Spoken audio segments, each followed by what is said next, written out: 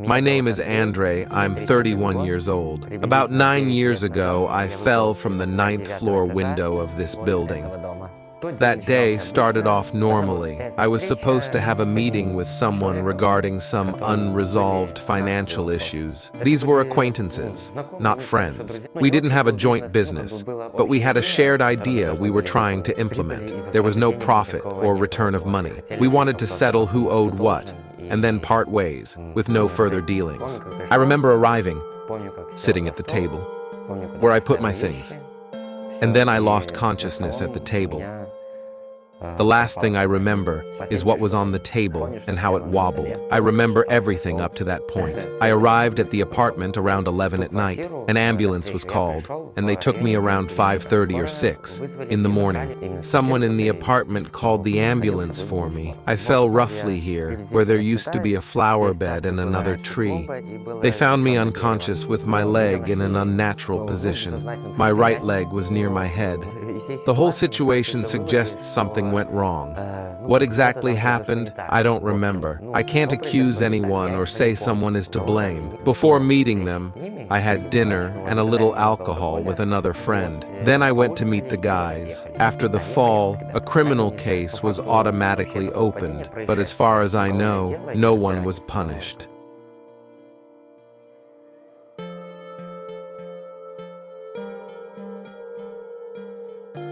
I woke up in intensive care, having been in a coma for either 5 or 7 days. During that time, I had a dream. It felt like a normal dream, like I just fell asleep and woke up.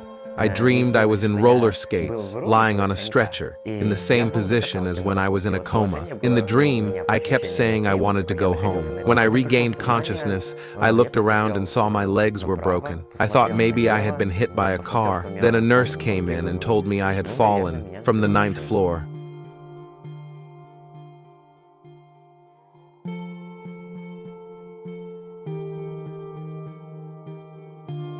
Somehow, I felt relieved that I had survived. I couldn't remember much at first, but gradually, I started to understand what had happened. I had a spinal fracture, a broken hip, a heel bone fracture with displacement, a simple fracture in the other heel, broken ribs, ruptured liver, intestine, lung, and possibly a ruptured spleen. I also had a severe traumatic brain injury. I tried to piece together in my mind how the fall might have happened. From the pattern of my fractures and injuries, I deduced the position I was in while falling. They said I broke a small branch on a tree, likely with my stomach, causing my legs to swing forward, and I landed on my feet.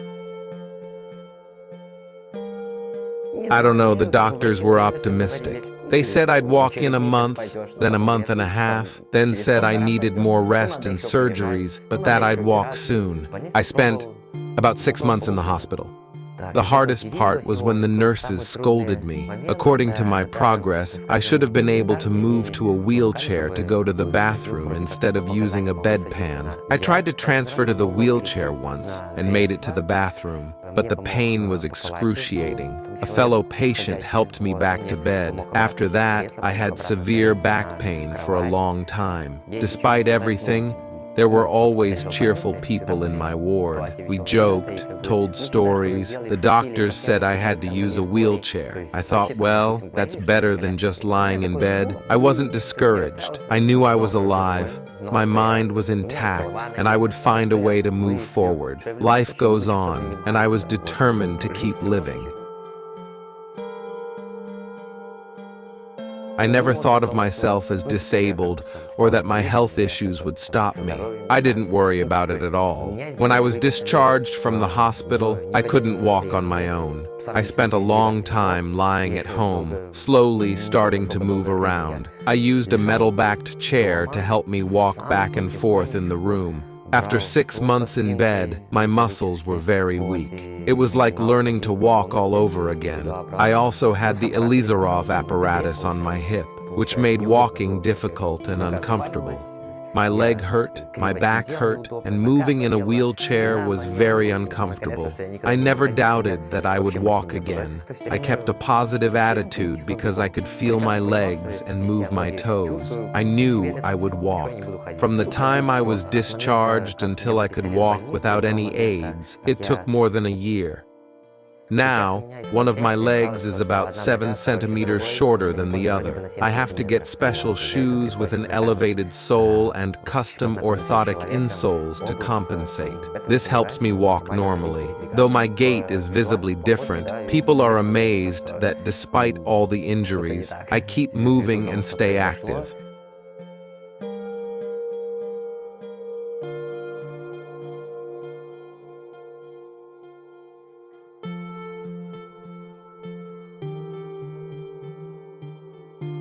I've taken up craftsmanship, making products that are in demand. This experience changed how I view life and manage my finances. Before the fall, I lived extravagantly and never denied myself anything. We partied and had fun. Now I'm more responsible and cautious. I've become financially distrustful of people. I don't lend money at all, even small amounts. I don't give my products on credit either. That's the only area where I've lost trust.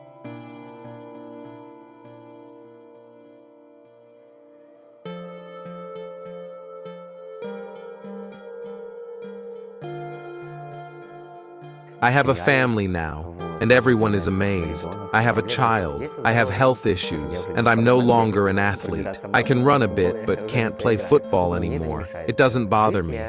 I'm just grateful to be alive. I never have nightmares about the fall or the accident. I'm not afraid of heights and feel fine.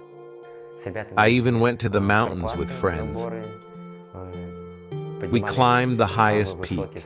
Despite everything that happened, I try to stay positive and happy, aim to achieve my goals, and keep improving my life.